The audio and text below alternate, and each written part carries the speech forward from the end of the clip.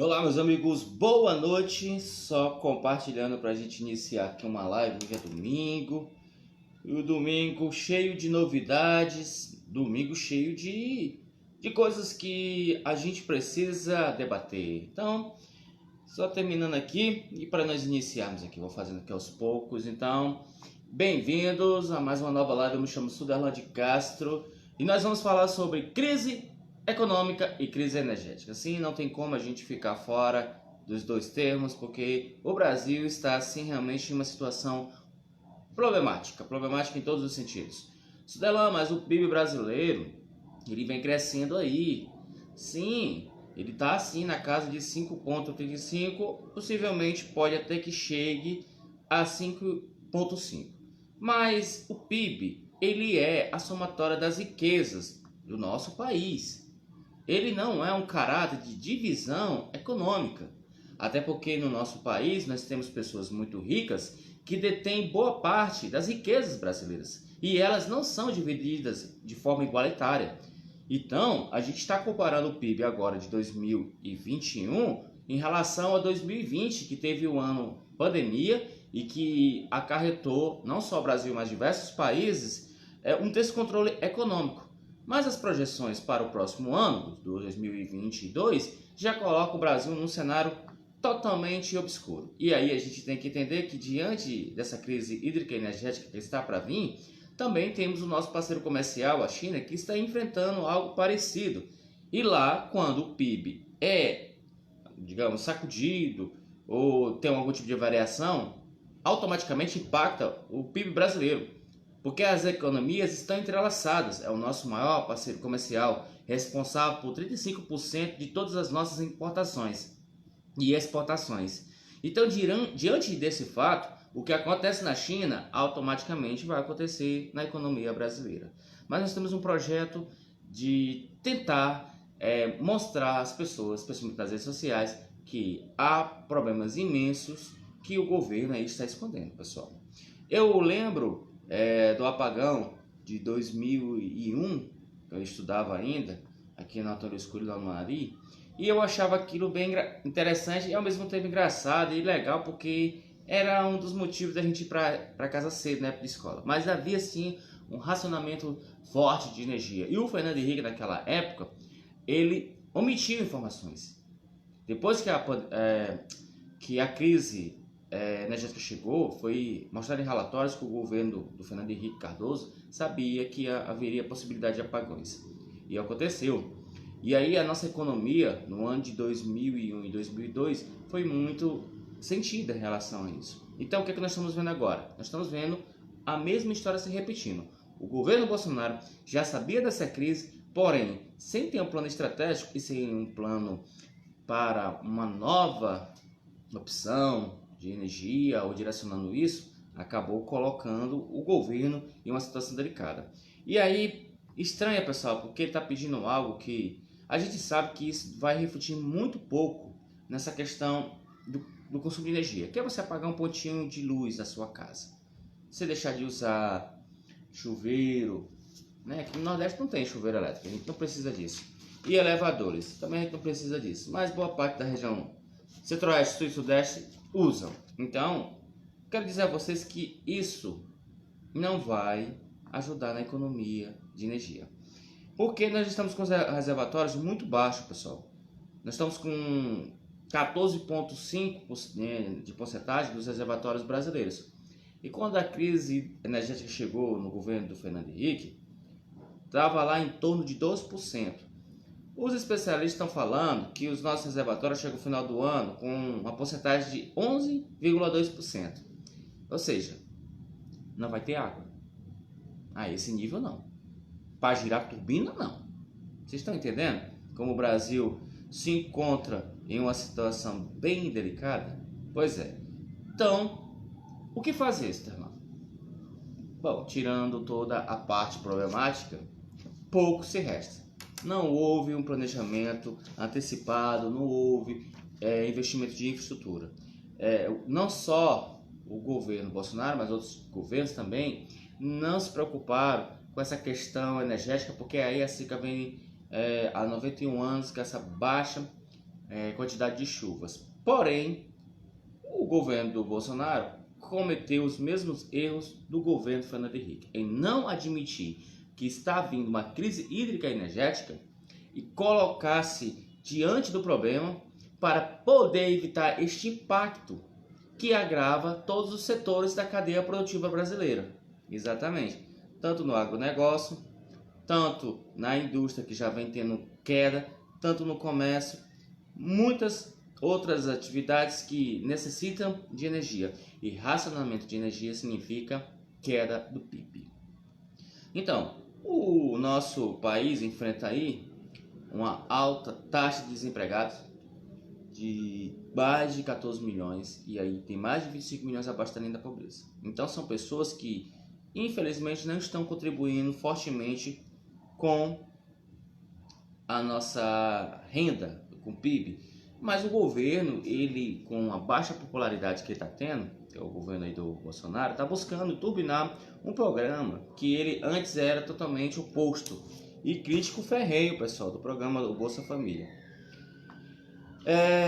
Como turbinar um programa desse que vai ter gastos e o Brasil tem uma dívida muito grande com os precatórios, a gente sabe muito bem disso, e aí esse parcelamento dos precatórios, que vai vir aí com a ajuda do governo do Congresso, né, para ser exato, e também do STF, porque vai ter que aprovar essa questão do parcelamento dos precatórios.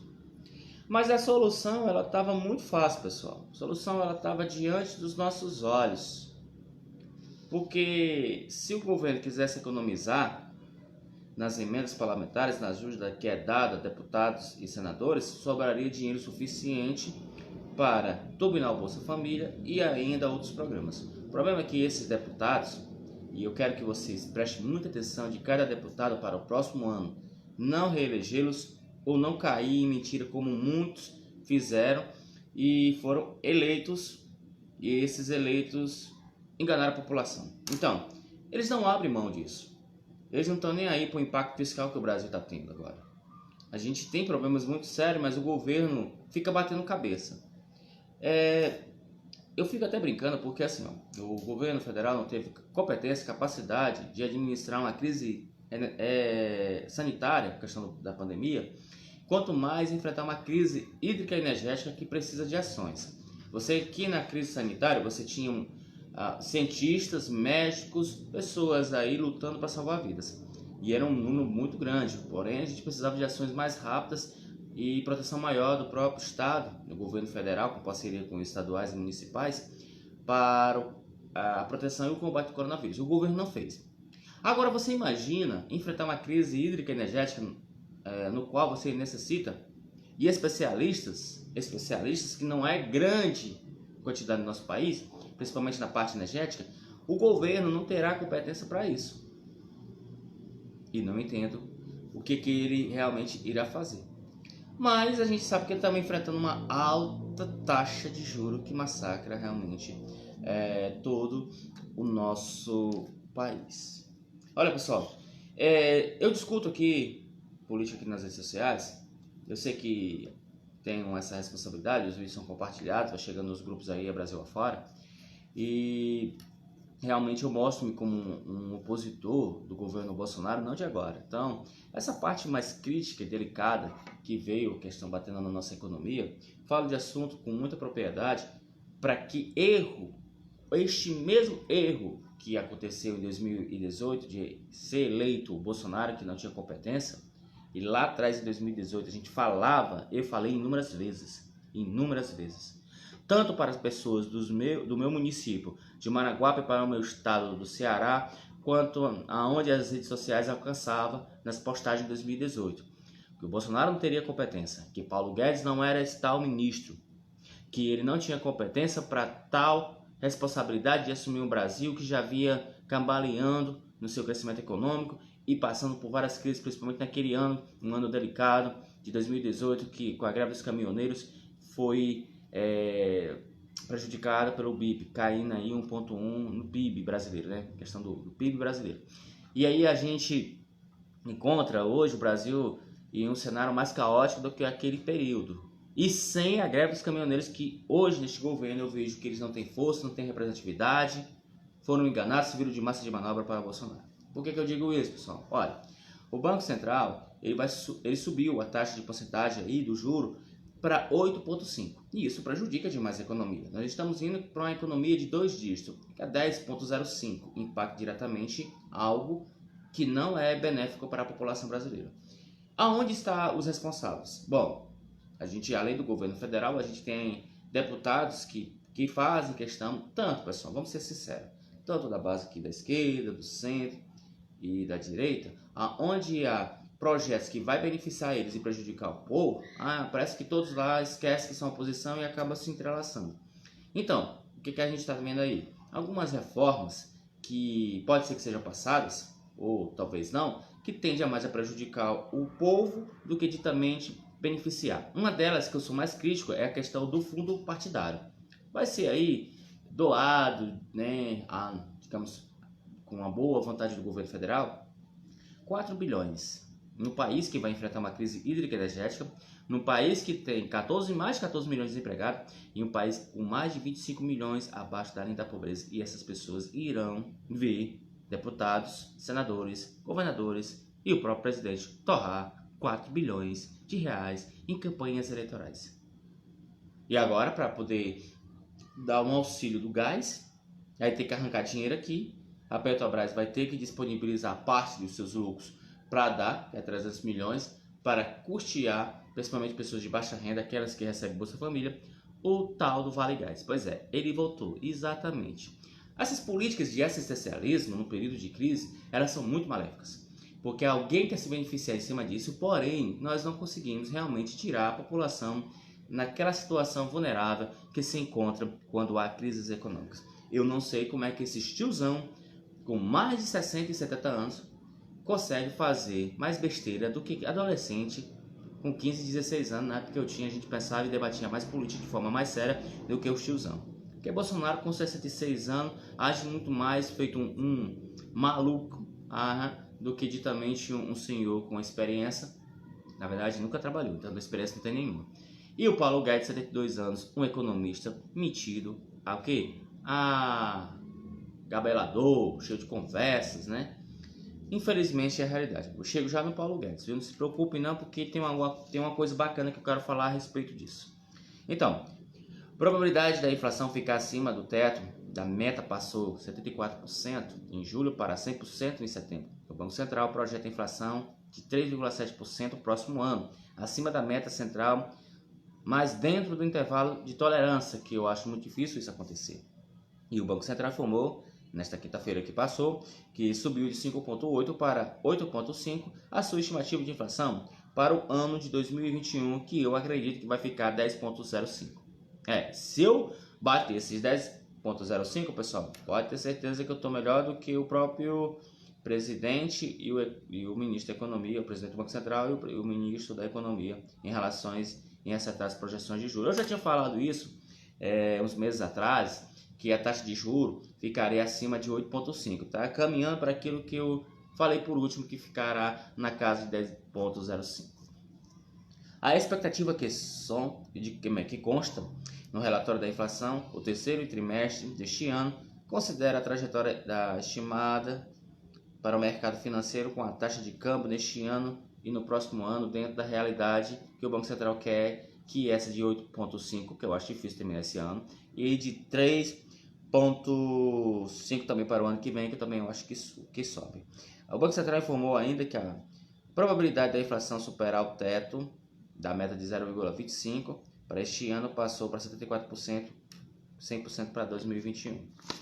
E aqui no próximo ano, 2022 e 2023, o cenário do mercado, Selic, câmbio projetados pelo Banco Central, o Banco Central projetou uma inflação de respectivas 3,7 e 3,2. Olha pessoal, eu vou falar o que vai acontecer aqui dentro do mercado 2022 e 2023.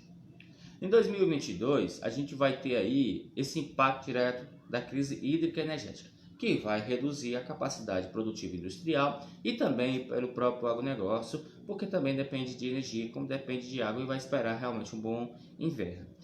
Diante disso, a gente ainda entrega para o ano de 2022 uma população muito alta de desempregados. 14,5 milhões de brasileiros desempregados é um número muito alto que, num curto espaço de tempo, o governo tem possibilidade de gerar emprego e renda. A gente tem que ser realista.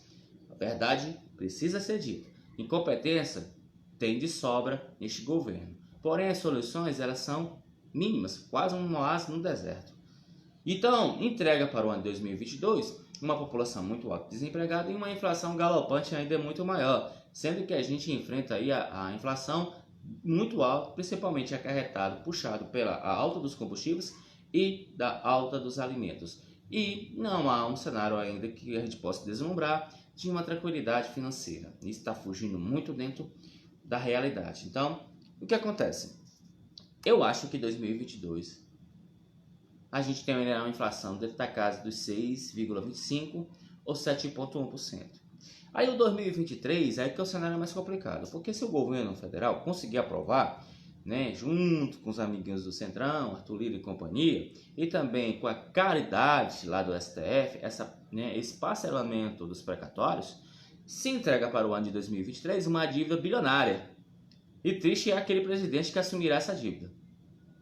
Com certeza. Porque você vai pegar um ano todo engessado, conforme a lei orçamentária de 2022, e mais uma dívida de 53 bilhões, que é consequência do parcelamento dos precatórios. E a gente está dando pedalada. A gente está pegando uma dívida que foi vencida por lei, no qual o STF obriga o governo federal a pagar, e nós vamos parcelar jogando lá na frente. Aonde está a responsabilidade deste governo pagar as contas e cumprir o gasto, né, o teto de gasto? Fora que a dívida pública a gente já ultrapassou aí, foi recorde. O governo, só em comparado com o ano de 2020, ultrapassou 743 bilhões. Cara, é uma dívida gigantesca, é quase 1 trilhão daquilo realmente que devemos, pegando uma boa porcentagem muito alta do PIB brasileiro, que gera aí aproximadamente na casa de 5 trilhões, isso com todos os impostos brutos. Então a gente já tem aí uma dívida muito alta, gigantesca, que é do funcionalismo público, que é esse gasto dentro. Então não espere cenários positivos para 2022 e 2023. O próximo presidente que assumir vai pegar aí essa dívida de 53 bilhões, que é o parcelamento dos precatórios. Parece que o governo de Bolsonaro está com a sensação de que não vai conseguir realmente ser reeleito, e aí essa dívida dele, que ele poderia até pagar no ano de 2022, quer empurrar para 2023. Ele sabe que ele não terá condições. Então essa taxa de juros que o Banco Central projeta realmente é algo que talvez seja que eles queiram de forma positiva alcançar, mas na realidade a gente vai saber que isso não é tão verídico assim.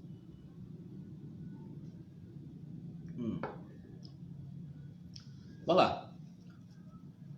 Nós temos outro problema grande também. Aqui está falando sobre a nossa questão da economia, que reduz projeções, né? Isso, o pessoal, os economistas, o Banco Central, todo mundo, FMI.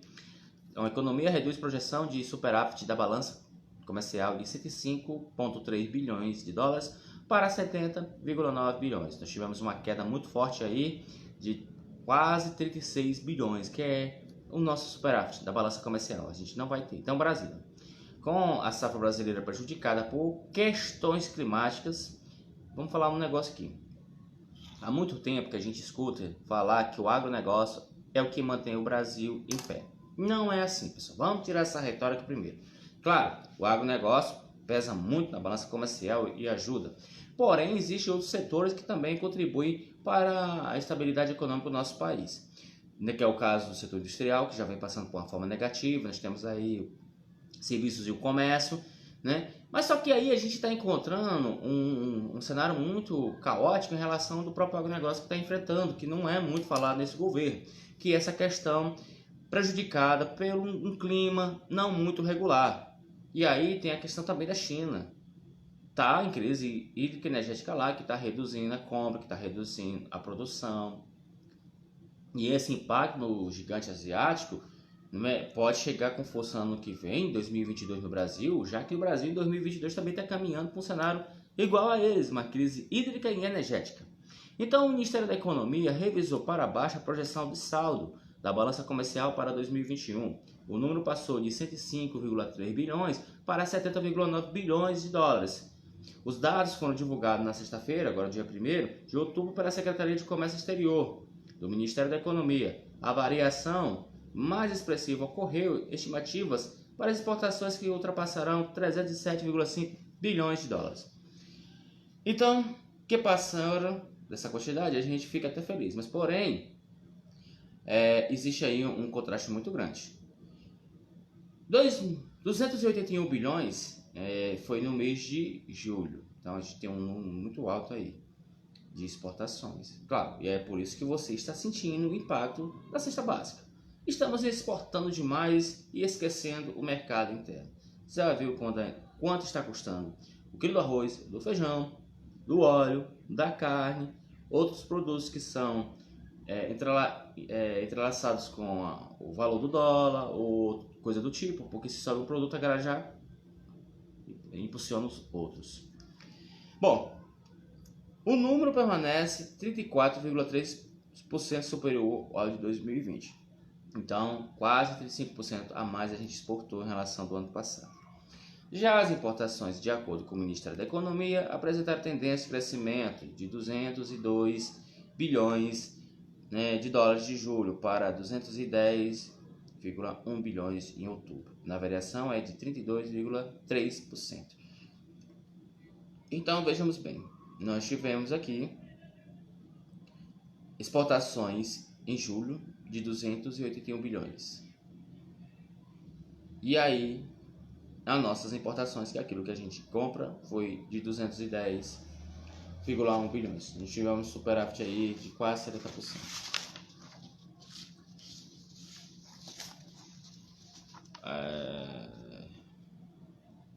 Então aqui... isso aqui são as situações do Estado. Aqui são informações do Estado. Já falo dela aqui. Aproveitando nisso, pessoal, deixa eu falar sobre Paulo Guedes. Bom, Paulo Guedes, ele, como foi dito aqui nessa live e outras lives, ele apresentou-se como uma salvação, um posto Ipiranga. Eu não entendo como é que alguém que não tem um trabalho, um livro, nada acadêmico, um grande projeto, consegue vender a ideia para um país de 220 milhões que o cara era um posto Ipiranga. Você caiu no conto e fala, já eu não. Até porque estava no curso de pós-graduação na área de gestão e economia e soou um alerta que esse cidadão não era realmente esse cara todo que o pessoal estava tentando fazer, vender. Olha, pessoal, o presidente é uma figura muito importante do país, com certeza. Mas segundo, mais importante, e às vezes eu posso até dizer que primeiro, dependendo de muito presidente que não sabe de economia, a gente tem que se agarrar no ministro da economia. E esse ministro precisa ser bom. É o que a gente espera para poder dar aí um fôlego para o Brasil, resolver as nossas soluções. Mas uma reportagem aí que foi dada, de repórter investigativo, descobriu que o nosso ministro Paulo Guedes e o presidente do Banco Central, que é o Roberto Campos Neto, são donos de offshore. O que é offshore, Estela? Bom, são essas empresas abertas em paraísos fiscais, onde as pessoas colocam dinheiros não declarados e esses dinheiros, muitas vezes em dólares ou euro, acaba tendo uma valorização muito grande. Como não é rastreado, o lucro que eles têm é absolutamente alto. Foi o que aconteceu. Os dois integrantes, pessoal, aqui do governo Bolsonaro mantêm contas no exterior, apesar da importância de seus cargos, que pode configurar conflito de interesse. Olha, se você é ministro da Economia ou presidente do Banco Central, você tem todas as informações que nenhum economista e nenhum aquele especialista que tenta convencer você a comprar ações, investir aquilo que lá, nenhum deles tem essas informações como o presidente do Banco Central e o ministro da Economia, para dizer aonde você vai colocar seu dinheiro e saber o termômetro do mercado e quando o dólar vai subir e o quanto vai subir. Então, quando o ministro da Economia ele tem esse privilégio de ter essas informações, e tem uma empresa, um offshore que não declara o valor, ele está sendo beneficiado de informações privilegiadas. Isso é conflito de interesse, isso é crime. Rapaz, como foi que o Brasil chegou a esse ponto? Eu estou vendo coisas que no governo anterior, nos governos anteriores, isso não era aceito. Olha, tivemos pressões sobre presidentes e ministros por subida de combustíveis e inflação de alimentos. Tivemos saída de ministros por não conseguirem colocar a economia dentro dos eixos. E aqueles que estavam envolvidos com empresas que supostamente estariam envolvidas com ações corruptivas ou de favorecimento. Neste governo, a gente está vendo tudo aquilo que foi repudiado, investigado e condenado no outro. Aqui parece que as coisas são normais. Parece que o Brasil virou algo normal para esse tipo de pessoas, que para mim essas pessoas têm uma outra denominação. Aquela lá que a galera gosta de mandar os meninos bons, Então, dentro disso, o ministro da Economia, que tem uma offshore, o presidente do Banco Central, são sócios, são privilegiados com informações de mercado que, por mais que a gente de economia tenta ter, a gente faz previsões, mas essas previsões são concretizadas quando os dados chegam. Eles não, eles já têm esses dados, têm a informação por completo. Então o ministro Paulo Guedes e o presidente do Banco Central estão lucrando absurdamente, porque primeiro, essas offshores, dinheiro não é declarado, é em dólar. A valorização do dólar faz com que o lucro deles seja duplicado. Então, na última reportagem que eu li agora, o Paulo Guedes teve um lucro aí gigantesco de 30 milhões pela questão da desvalorização do real. Então ele está ganhando dinheiro em cima. O presidente do Banco Central está ganhando dinheiro em cima. Conflito de interesse.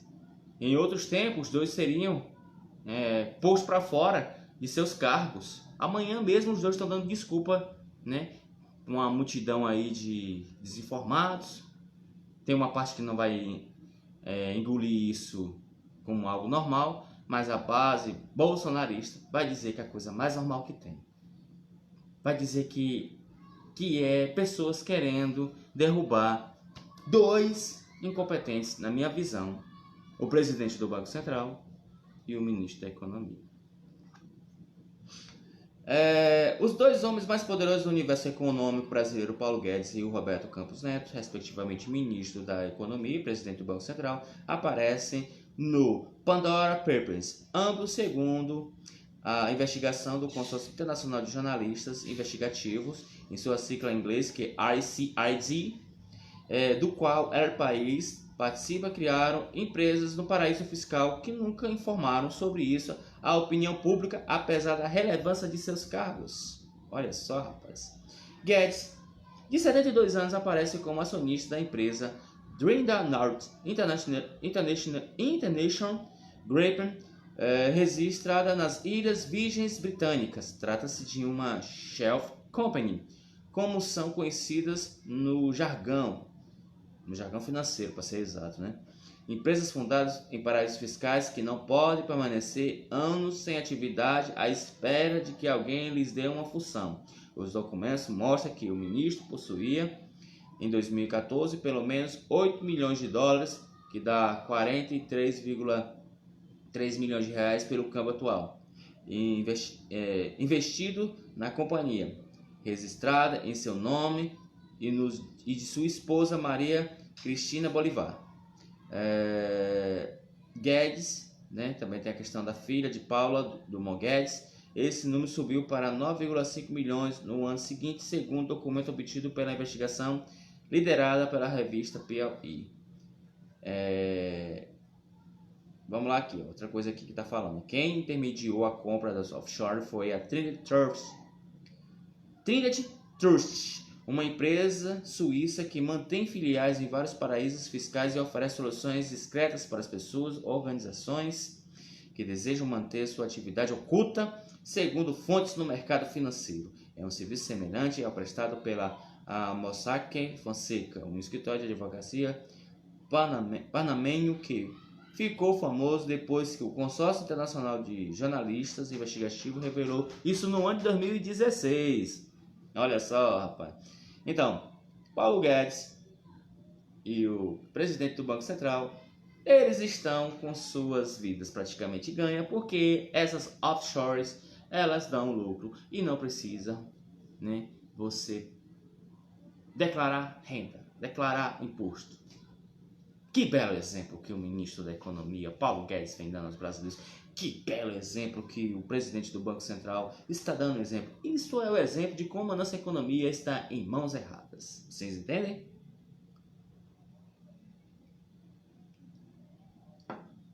Que situação, né? Que situação. Bom, falando novamente aqui na parte econômica, a combinação de austeridade fiscal e clientelismo afunda de vez a economia e o país. Olha, eu nunca gostei de clientelismo.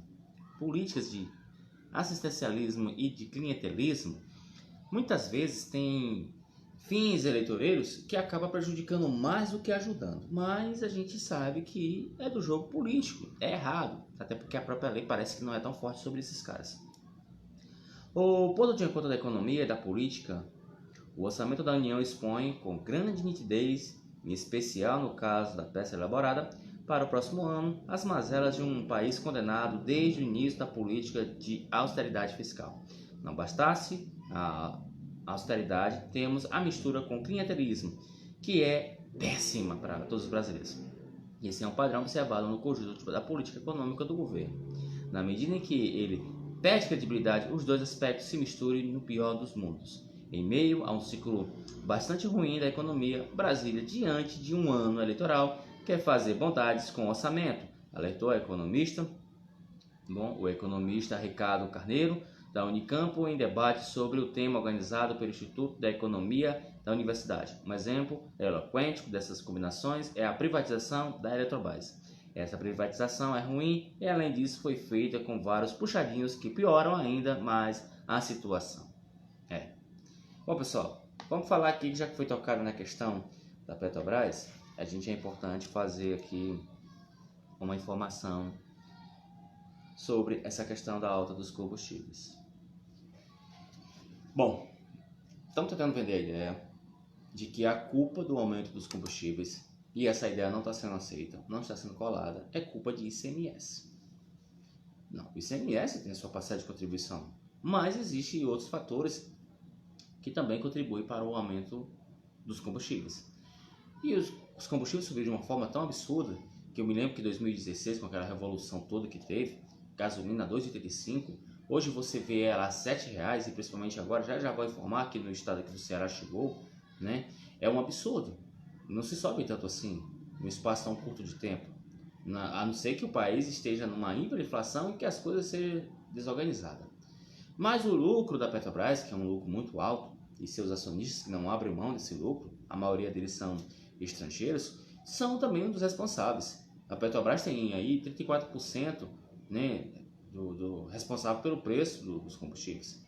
E é isso que realmente vai impactando. A nossa economia baseia-se muito em relação àquilo que o mercado internacional e o câmbio tem de suas variações. A gente está vivendo aqui uma crise provocada pelo próprio presidente, que não tentou fazer as ações corretas, as privatizações, e controlar a economia combatendo o vírus, elevou esses juros de uma forma tão alta e acarretado pela questão mundial e a alta do dólar, e no barril do dólar, que semana passada para essa teve uma das maiores altas de $80 o barril, fizeram com que esse mesmo dólar aqui no Brasil aumentasse. E no que se aumenta o dólar, aumenta-se o valor dos combustíveis. Lembremos nós que a Petrobras fatura pela venda dos combustíveis não de fora, mas sim dentro do Brasil. E aí, para piorar a situação, o nosso petróleo cru é direcionado aos Estados Unidos e trazemos de volta ele refinado. Até 2016, início de 2016, importávamos 30%, de 30% a 36% do petróleo refinado. Com as privatizações e um não investimento de refinarias, hoje a gente está importando entre 70% a 86% desse mesmo petróleo refinado, e é em dólar. Então você tem aqui a questão do próprio governo em não saber lidar com essas situações e busca aí culpados. Você não pode só demonizar os ICMS, porque no estado que você mora, se você tem segurança, se você tem saneamento, se você tem pavimentação, saúde, educação, também são contribuições estaduais referente às arrecadações de impostos, como o próprio ICMS. E claro que se precisa discutir sobre essa questão de um ICMS, mas fazer um ICMS único é totalmente fora da lógica nos padrões contábeis. O Brasil é um país continental e cada estado existe aí uma diferença econômica de um para o outro, é muito desigual. Estados grandes e produtores podem sofrer e estados que não são tão beneficiados economicamente podem se beneficiar, e nas duas pontas, né, os cálculos não batem.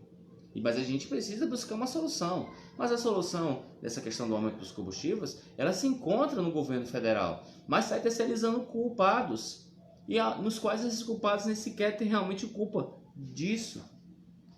E aí é demonizado porque um assunto político, acabaram puxando para dentro desse assunto político, um assunto econômico nos quais muitos desses políticos não dominam, e suas bases eleitorais são descrentes de informações econômicas. Eu já falei que o brasileiro não é obrigado a estudar economia, até porque isso não vem de sua alçada. Mas sair falando em defesa de político aquilo que vocês não sabem, principalmente os defensores do governo Bolsonaro, é querer vender uma imagem positiva no qual não existe, sendo que esses mesmos apoiadores estão passando hoje por uma extrema dificuldade. É o hilário da vida, é totalmente uma coisa sem sentido. Então, puxando para dentro disso, vai se estudar sim a questão de um novo repasse ou uma redução de algo que saia da Petrobras para que não venha impactar aí essa alta dos combustíveis. Essa questão do gás, que o gás está muito alto, de dar esses 300 milhões para ajuda, para compra de gás, pessoas de baixa renda, né, que tem a maior vulnerabilidade social, é bacana, acho que poderia ter sido feito. Há muito tempo se discute que a Petrobras deveria ter aí um fundo que ele pudesse servir como amortecedor para, em questão de amaciar a pancada do impacto da subida do dólar. O problema é que as crises lá fora, que estão, digamos, se aproximando no Brasil, elas de fato ainda não começaram, mas a crise interna aqui que nós temos que é responsável pela subida dessa inflação e desse dólar também tão alto. E olha porque, para muitos especialistas, a crise econômica, né, é só a ponta do iceberg, porque a crise hídrica é que vai realmente gerar um turbilhão mais forte da economia deste ano para o ano que vem. Vocês estão entendendo isso? Olha, aqui no Ceará, a gasolina chegou a 6,66 centavos. E há muito tempo as pessoas aqui, claro, que tem apoiadores de Bolsonaro no estado do meu Ceará aqui, infelizmente a gente tem que conviver com essa galera. Mas de vez em quando eles puxam um debate que é até interessante da gente conversar. Bom, sobre essa questão do governador, sabemos que não tem culpa aí, até os ICMS existe lá desde 1988. Mas para que a culpa não caia só sobre ele, é necessário que ele possa estudar com a sua equipe econômica, a Secretaria aqui de Economia do Estado do Ceará, um modo de aliviar esse impacto da gasolina no Estado do Ceará. Hoje ela chegou a R$ 7,00. Então, tivemos aí R$ 7,00 em estados de São Paulo e o Rio Grande do Sul, e o Ceará já é mais um estado onde os combustíveis já chega a R$ 7,00 no caso da gasolina. E realmente temos um ICMS de 26%. Não sei se o governador está interessado em dar uma reduzida aí no ICMS, como é que ele vai ver essa questão com a sua equipe econômica, mas também o culpado maior está no governo federal, que não soube lidar com a inflação, e a Petrobras não vai abrir mão do seu lucro. Meu amigo, ela é uma empresa com acionistas, e ela tem responsabilidade. Você acha que o Joaquim Lune Silva ganha seus R$ 204 mil de salário em quê? É um salário? Não, ele é comissionado. Quanto maior o lucro da estatal, maior é seu ganho. O presidente lá deve ganhar em torno de R$ 33 mil, mas o restante está vindo do lucro gigantesco que a estatal está dando. E a gente sabe muito bem, é por isso que os próprios militares lá estão com a treta entre eles lá, né? Porque o presidente da Petrobras, o Joaquim Lune Silva, ele é um militar, e aí tem uma turma de militar aí, né, pessoal, ganhando muito bem praticamente para não fazer nada. Então, O que é que a gente pode ver positivamente? Bom, positivamente a gente pode ver que existe uma possibilidade da gente mudar o governo, e é importante que esse governo seja mudado. E aí, para mudar o governo, a gente vai entender porque o Ciro Gomes, as manifestações que houve no Brasil, a gente já falando de todo esse termo, mostrou que ontem a população brasileira ela foi em grande quantidade para as ruas. Sim, exatamente, né? Diferente daquela lá que o MBL promoveu, que deu uma baixa adesão, essa teve muita adesão. Em detalhe, sem ser o principal líder, né, que é o Lula. E teve uma expressividade maior que eu acho que tem Bolsonaro aí com dor de cabeça. E aí teve um momento no Rio de Janeiro que o Ciro Gomes foi hostilizado em relação por ele ter ido na campanha passada lá para a França, também no direito dele. Mas vejamos bem. Então hoje o Ciro Gomes ele apresenta na reportagem e propõe trégua lá em Natal, quando ele estava participando lá em uma ação. Essa trégua é com o PT para tirar a cobra venenosa que é o Bolsonaro. Assim é na fala do ex-ministro, ex-governador, ex-prefeito, nosso Ciro Gomes aqui do estado do Ceará, né? Alvo de militantes do PT, tanto em São Paulo quanto no Rio de Janeiro, durante a manifestação contra o Bolsonaro, o pré-candidato do PDT à presidência da República, Ciro Gomes, propõe neste domingo uma trégua em Natal, ou melhor, uma trégua de Natal, para ser exato, para juntar forças contra o atual presidente. Segundo Ciro, não é o momento de dar valor a incidentes como os que ocorreram nos protestos. A trégua, segundo o pedetista, não significa esquecer tudo e sim ignorar bobagens como as vaias, ataques recebidos por parte de alguns manifestantes do Lula. É assim que a gente deve tratar o que ocorreu. Bobagemzinha, disse o pedetista, que declarou ter a intenção de voltar às ruas para um novo protesto contra o governo, que será no dia 15 de novembro. Vocês estão vendo que os protestos vão ficar se intensificando aqui até o próximo ano, né? E o Ciro Gomes está correto. Eu acho que, assim, o pessoal do Bolsonaro, porque para mim direita e centrão tudo é uma coisa só, eles não têm interesse aí de que, digamos assim, Ciro, o Lula, né, qualquer outro possam vir aqui e ter o protagonismo político nacional. Até porque lembramos nós que o mesmo Centrão e uma parte da direita foram responsáveis pela eleição do Bolsonaro. Segundo tudo, todo mundo correu para ele. E só que eles não enxergaram que o Bolsonaro seria esse louco como ele sempre foi quando era deputado e que não ia seguir as normas democráticas. Para muitos do Centrão, aqueles que estão muito próximos ao Bolsonaro, que estão realmente ganhando muito dinheiro, tudo bem, isso está legal. Mas para aqueles que estão entre o meio, aqui, o centro e para algum tipo de lado, ou direita ou esquerda, esses já têm seus posicionamentos voltados que Bolsonaro precisa ser retirado, e até aqueles que estão na base do próprio presidente já vê, né, a possibilidade de migrar para um outro que não seja Bolsonaro. Bom, eu acho muito difícil com essa questão da terceira via ter, porque não existe aí, pessoal, um consenso entre eles. Até porque essa terceira via seria formada por gente do centro, direita e centro de esquerda, alguns lá.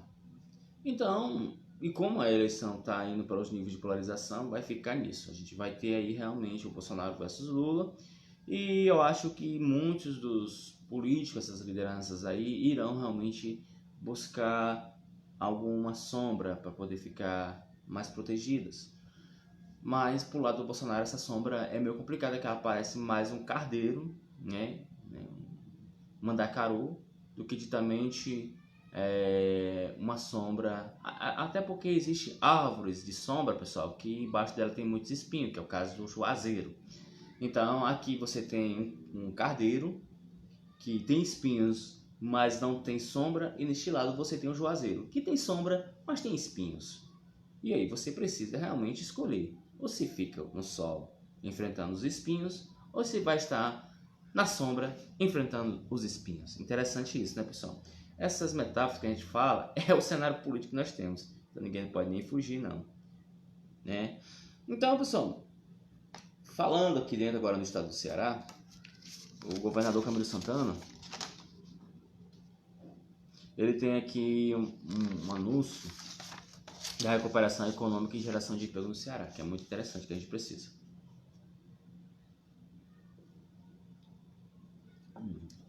E se isso realmente for muito positivo, o meu município de Maranguá pode ser até beneficiado. O anúncio foi feito pelo governador do Ceará, Camilo Santana, na sua transmissão pelas redes sociais na terça-feira, dia 28, que ele anuncia novas medidas para a recuperação econômica e geração de emprego no Ceará. Em transmissão ao vivo pelas redes sociais, o governador do Ceará, Camilo Santana, detalha as ações que buscam impulsionar a recuperação econômica do Estado. As iniciativas do Estado, com foco na geração de empregos, são outros destaques de fala do gestor estadual. O resultado do Produto Interno Bruto cearense será divulgado na primeira mão pelo governador. A economia do Ceará cresce acima do Brasil entre abril e junho de 2021, que era do primeiro semestre. Então, o nosso Produto Interno Bruto aqui do estado do Ceará cresceu acima da média do Brasil em segundo trimestre de abril e junho desde o ano, puxado principalmente por indústria. Vocês vejam muito bem como é que é o contraste, a gente vai ver agora. O Brasil, no seu setor industrial, passa por uma extrema dificuldade delicada com resultados negativos. Já no Ceará, a indústria aqui realmente está com resultados positivos. Você vê a diferença, como é que a gestão funciona? Então, desde o ano passado, puxado principalmente para a indústria, o país recuou 0,1% e em igual período na composição com 3 meses imediatamente anteriores, segundo a pesquisa do Instituto Brasileiro de Geografia e Estatística, o IBGE. Os dados de geração de riqueza na economia cearense vão ser divulgados ainda hoje, na terça-feira, que foi no dia 28 de setembro, pelo Instituto de Pesquisa e Estratégia Econômica do Ceará, o IBCE. Na ocasião também serão anunciada a previsão para a economia cearense para o fechamento de 2021, agora no segundo semestre. Porém, o órgão já detalha que, dos 3 setores que compõem o PIB cearense, além da indústria, que apresentou o melhor resultado, destaca-se o serviço e o nosso agropecuária. Nossa agropecuária vem crescendo bastante, isso a gente também vem aí com esse destaque, Pessoal, agora vamos falar sobre as composições para a sucessão do Camilo Santana aqui no estado do Ceará. Bom, sabemos muito bem que o governador Camilo Santana vai terminar seu mandato com alto índice de popularidade. Realmente o governo dele teve muitos bons projetos e um crescimento forte, que fica até muito difícil para o seu principal concorrente debater esses fatos, que é o Capitão Wagner. Então a gente vai falar agora sobre um pouco da nossa política cearense. O Capitão Wagner, ele vem aí com essa ambição de fazer uma composição forte de oposições para poder chegar ao governo do estado. Se o Capitão Wagner disputasse novamente com o Camilo Santana, ele perderia facilmente no primeiro turno, se fosse com o próprio Cid ou com o próprio Ciro Gomes. Porém, o novo nome que o governador Camilo Santana vai colocar, que ainda é uma incógnita porque tem várias opções na mesa, o Capitão Wagner acredita que levará essa disputa para o segundo turno. Eu acredito isso. Mas assim, a gente tem que ver o que foi que aconteceu no ano de 2020 sobre a questão da greve e a paralisação dos policiais aqui do estado do Ceará, nos quais muitos foram prejudicados porque realmente não conseguiram aquilo que queria, e aí houve aí um prejuízo muito grande para alguns, e a imagem do Capitão Wagner ficou um pouco sem credibilidade, até porque a gente sabe muito bem que por trás disso ele sempre está envolvido, mas ele disse que não estava e acabou outros sendo responsabilizados nesse padrão. Então, a gente tem que ver que o Capitão Wagner ele irá realmente ter problemas muito sérios para o enfrentamento, dependente de que candidato o Camilo Santana vai indicar, porque o Camilo Santana tem uma alta popularidade. O Cid Gomes tem uma popularidade como governador. E o próprio Ciro Gomes também. E essas forças estão sendo bem atuantes em questões contra o bolsonarismo, que é outro fator que prejudica demais o Capitão Wagner. O estado do Ceará é um estado no qual tem uma alta rejeição ao Bolsonaro. E você olhar para o Capitão Wagner é olhar para Bolsonaro. Não vamos cometer o erro que aconteceu em 2018. Não vai acreditar que o tal do capitão aí tem capacidade de administrar um estado desse, que vem crescendo e se destacou tanto a capital quanto o estado, entre os estados nordestinos, se tornando a primeira capital mais rica e o estado muito mais poderoso, isso é um feito histórico, nas mãos de um aventureiro que a gente precisa saber realmente qual é seu plano. Até porque dentro da sua própria base, apoiadores do próprio Capitão Wagner disseram que ele precisaria ser, né, um pouco mais dinâmico e deixar o lado do militarismo um pouco de lado. Eu acho que nenhum cearense quer ver se o nosso estado, o Ceará, regredir. E eu desconfio demais desse cidadão chamado Capitão Wagner. É claro que se tivesse uma outra opção, a gente ia. Mas parece que o estado do Ceará só vai ter a opção que o governador Camilo Santana vai indicar e o Capitão Wagner. E o Capitão Wagner, para mim, é uma opção suicida. Só que a gente tem um problema aí que eles vão utilizar muito, que é a questão da falta de segurança, do alto número de violência que o estado do Ceará tem. Pô, cara, e o presidente do Capitão Wagner? Qual foi o investimento concreto que ele fez na área de segurança, da segurança pública? Qual o projeto de fato, qual a iniciativa e o investimento que o governo Bolsonaro fez em parceria com estados e agora municípios, porque Capitão Wagner colocou em plenário em votação, que foi aprovado lá em uma parte, né? Pode passar para o Senado, e eu vou votar de novo para a Câmara, dos guardas municipais ter aspectos policiais, própria polícia mesmo. E aí tem um problema muito grande, que se isso passar, a gente vai perguntar como vai ficar a questão dos guardas municipais, aonde municípios têm, sobre essa questão da segurança. Porque há municípios que a força estadual não está presente e eles serão os policiais. Quais os investimentos que terão?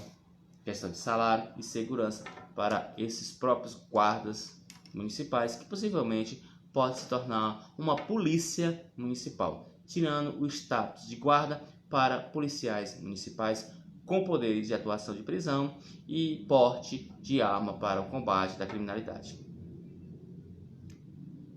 Parece assim, a sensação de que eu estou vendo que estão querendo fazer uma casa do telhado para baixo. Porque é bacana a valorização, é necessário que se valorize a guarda municipal, coloque aspectos como uma polícia, né, municipal, mas se os estados que enfrentam grande dificuldade com grandes organizações criminosas não conseguem conter, agora tu imagine municípios. A ideia que o Capitão Wagner tem aí, que está sendo votada, das pessoas, das guardas municipais ter características, né, de polícia, prejudica, de certa forma, o combate realmente da criminalidade, que ele é crescente, porque o município muitas vezes não tem recurso para isso e você precisa realmente, porque segurança dos gastos muito altos nesse país. E se o governo federal não tem planejamento, não tem orçamento, não tem recurso para investir na segurança pública, porque estados dependem muito desse recurso federal, como é que você vai conseguir também distribuir recurso federal para a área da segurança dos municípios se o governo não consegue nem ter dinheiro para pagar os precatórios e aumentar o Bolsa Família? Vocês estão entendendo isso? Mas aí é o gancho que o Capitão Wagner ele quer utilizar para poder chegar com força em 2022 e apresentar-se como uma solução de salvação para o estado do Ceará. Economicamente, o Ceará não precisa de um salvador. E segundo lugar, em questão de segurança, o Brasil todo está inseguro, porque o próprio presidente da República, ele quer ver você dando tiro de feijão, do que realmente se preocupar com algo sério. Olha, eu sou favorável ao porte de arma. Eu sou. Mas, antes mesmo de ser favorável ao porte de arma, eu sou muito mais favorável que tenha um combate efetivo e um investimento maciço para a área da segurança. Porque você não pode terceirizar o cidadão de bem como alguém que irá combater a violência. Muitos são pais e mães de famílias que moram ou próximo ou às vezes dentro de áreas muito perigosas. E vocês não vão se arriscar em querer caçar bandido. E o pior, se o bandido souber que você tem uma arma em casa, ele vai lá buscar. Porque estamos vivendo um período diferente que organizações lucram, mas muito com o crime no Brasil, principalmente esse governo aqui do Bolsonaro, por incrível que pareça, pessoal. De 2019 para cá, as organizações criminosas do nosso país mas lucraram de tal forma que às vezes eu me pergunto se o governo realmente, quando foi eleito, tinha a intenção de combater isso ou era ajudar. Aí é o perigo. E aí a gente vai ter um aventureiro jogando, né, nesse tabuleiro, essa proposta que é arriscada. Bom, acho difícil, porque se eu levar pela porcentagem do número de pessoas que rejeitam o Bolsonaro aqui no estado do Ceará, o Capitão Wagner dificilmente pode sair eleito, mas não sairá fraco. Ele pode até não ser eleito, mas sairá com grande força. Hoje, ele se torna a segunda força do estado, ao ponto de disputar com a primeira, que é do governador Camilo Santana, que tem seus entornos, os apoios de várias lideranças políticas, principalmente dos Ferreira Gomes e também de Tasso Gereissati. Então o Capitão Wagner foi subindo aos poucos nesse degrau. Mas enquanto tiver boas opções fora ele, eu prefiro votar em outros e não no Capitão Wagner. Porque suicídio econômico já basta o que o presidente da República, o Bolsonaro, está fazendo. E para ter um suicídio econômico do estado do Ceará, não estou interessado em pagar para ver. Né? Bom, pessoal, a gente bateu um papozinho aqui bacana no Facebook. Sempre estou fazendo também no YouTube, no Kawaii. Os debates políticos já começaram mesmo, as discussões econômicas também estão aí. E toda semana, dependendo do dia, que eu também trabalho, né, pessoal? Eu vou estar aqui sempre fazendo aqui uma live, batendo papo, interagindo com a galera, né? Para ver aí como é que fica realmente o cenário político, econômico no nosso país neste ano e para o ano que vem. Então, no mais, eu desejo a vocês um bom domingo. A gente se encontra numa próxima. Valeu e fique tudo com Deus. A gente se encontra na próxima.